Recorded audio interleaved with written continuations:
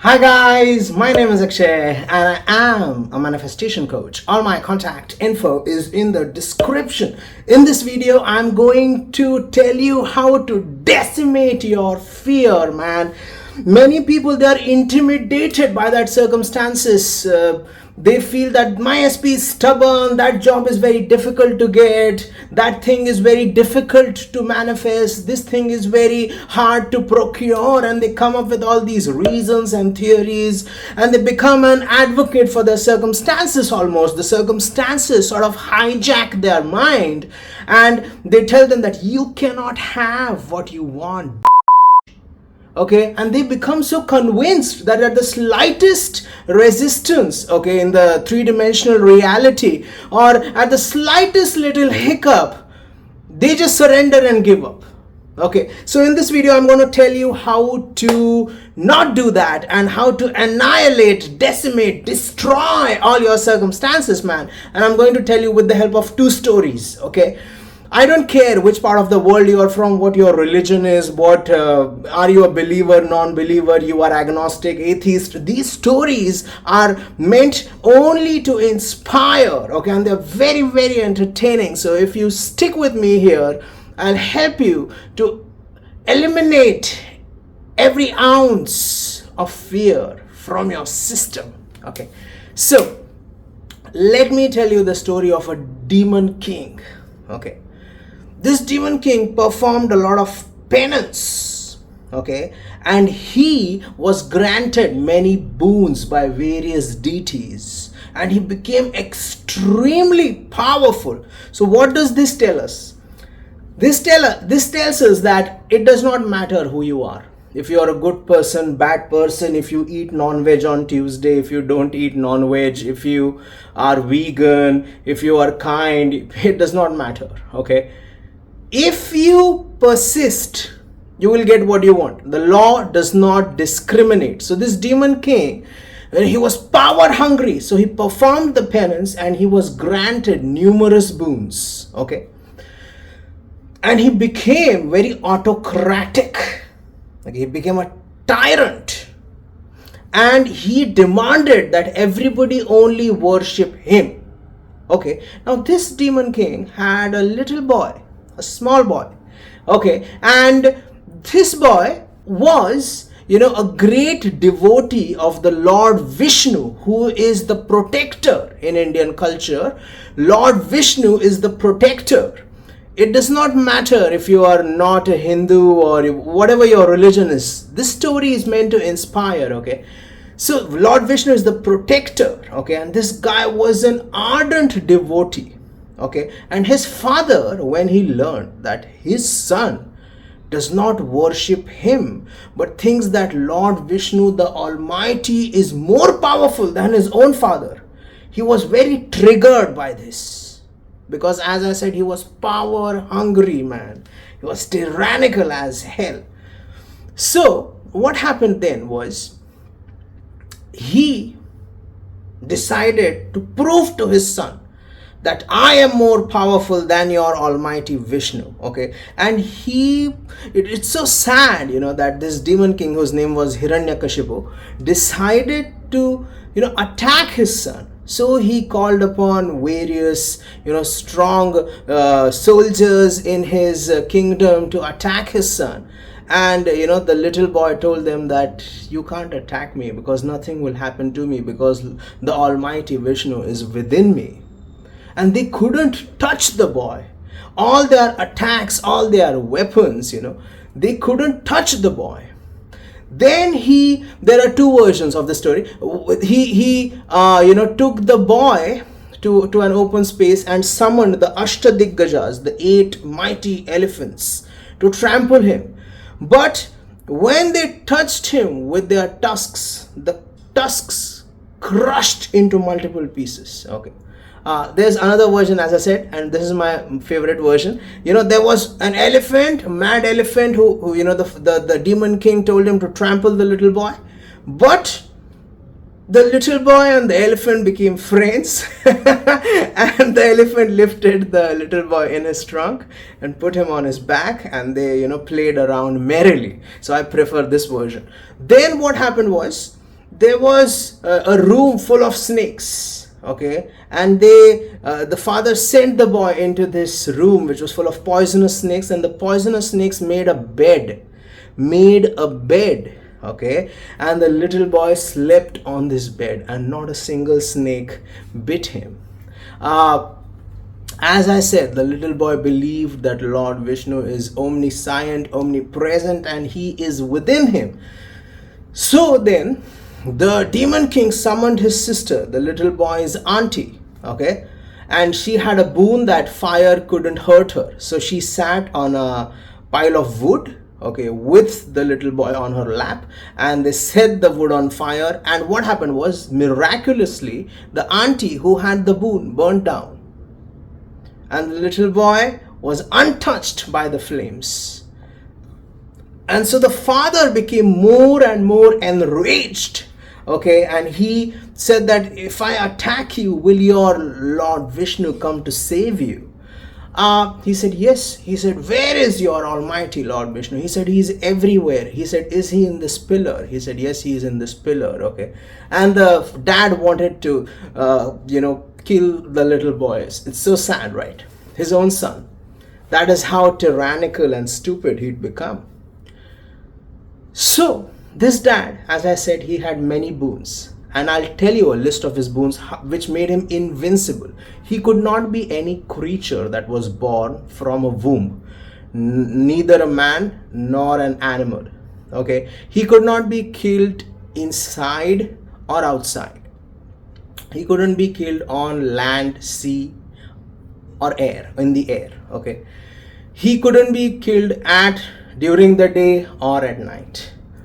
And he couldn't be killed by any weapon, handheld or a projectile weapon. Like, he was invincible. There was no way to kill him, okay. So these were the circumstances, man, okay. And the little boy stood there calmly. He was unafraid. He did not even flinch, okay. And it was obvious, that the dad wanted to kill the little boy. He'd already made multiple attempts on his life, okay. So now the dad asked, is your Lord Vishnu everywhere? He said, yes. Is he in this pillar? The little boy said, he's everywhere. He's within me. He's everywhere, okay.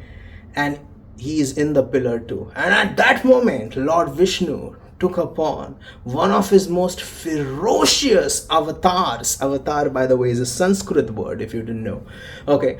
And this avatar was known as the Narasimha. It is one of the fiercest, most ferocious avatars of Vishnu, okay. And this avatar was not an avatar that was born from a womb, okay. It came out of a pillar, okay. It burst out from a pillar, okay, in the palace. It was neither human nor animal. It was part human, part animal, okay. And so it lifted this demon king, okay, and went and sat at the entrance of the palace, okay. And it sat down. The avatar Narasimha sat down. He put the demon king on his lap and disemboweled him, shredded him into pieces, man, okay. And that is how the demon king was defeated, okay. As I said, he could not be defeated in the air, on land, or in water. So he put him on his lap in order to annihilate him, okay. He couldn't be killed by any animal or any human, okay. And this was not an animal, not a human, part animal. Couldn't be killed by projectile weapons or handheld. And Narasimha used his claws, his nails, to rip him apart, okay. He couldn't be killed at dawn, in the day or at night. And Narasimha appeared at dusk, when it was neither day nor night, okay. So these were little gray areas that Narasimha exploited and defeated Hiranyakashipu, okay, the mighty Hiranyakashipu, who everybody feared. And this is how the little boy, whose name is Prahlad, was saved, okay. This story, okay, I don't care whether you believe it's true or not. Every culture in the world has similar stories, Okay. And what this story demonstrates is that when you have belief, okay, that your circumstances are nothing, they just fall off. When you have the belief, when you have the conviction rather, that I can get what I want, your circumstances will disappear on their own. People will come to aid you. I don't know, the universe, the quantum field, your subconscious mind, God, whoever you believe in will send people, angels, to help you to get your manifestation. There's a similar story from another part of the world. It's a little less dramatic but extremely inspiring as well. It's the story of David and Goliath. Goliath was a mighty soldier, a strong soldier.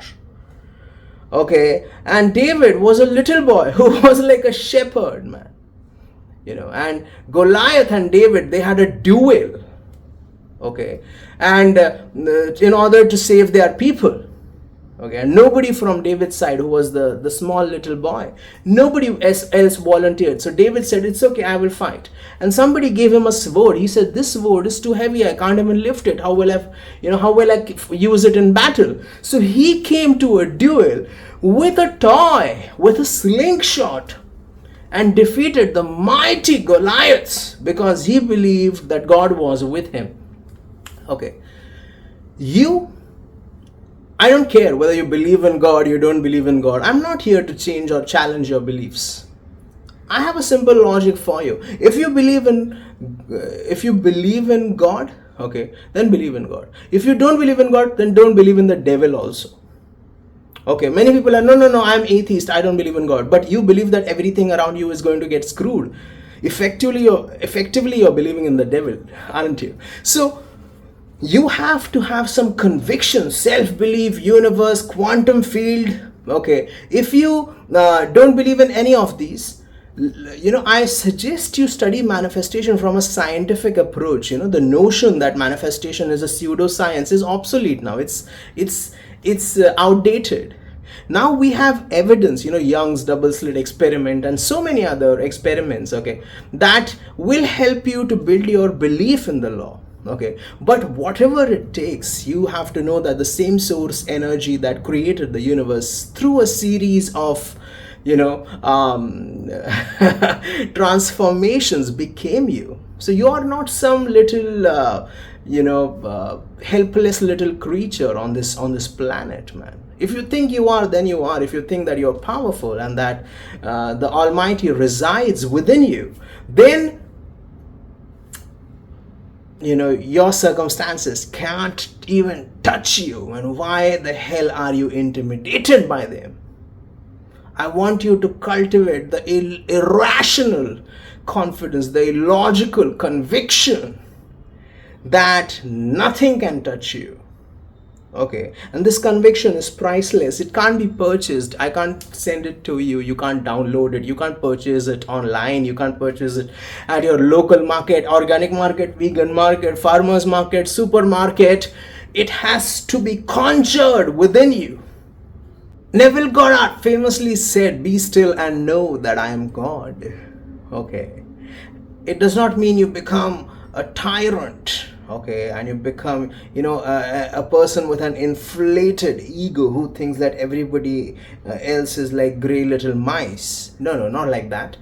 You remain calm in your conviction that you can get what you want, and you are not troubled by your circumstances. Because when you are in that state of being tormented by your circumstances, by your own negative thoughts, negative feelings, negative emotions, that is self-imposed hell. For many of you, it is blasphemy or sacrilege to think that God is within you. But at least but that is what Neville however, at least in the Hindu culture, we have evidence that God resides within us. If we have the belief, and the best example of this would be Lord Hanuman, who is the greatest devotee of Lord Rama. When he was asked, where is Lord Rama? He ripped open his chest and showed them, that Lord Rama resides within me. That for people from India who are, Hindu, who believe in, these deities, for them, this is the greatest source of inspiration, that if God resides within you, then what are you afraid of? Okay, and the same thing can be extrapolated by people from other cultures as well, even if they don't believe in God. Maybe they believe in quantum science. Okay, you create what you are. So be powerful, conjure at this moment this illogical confidence, conviction within you that I'm untouchable, that fear is afraid of me, I make anxiety anxious. Okay, I hope that you derived some inspiration, value, and courage, fortitude from this video, man. If you like the video, please hit like, share, subscribe, comment, hit the notification bell, unleash the power within you, and remember that if I said it, I already did it. Thank you.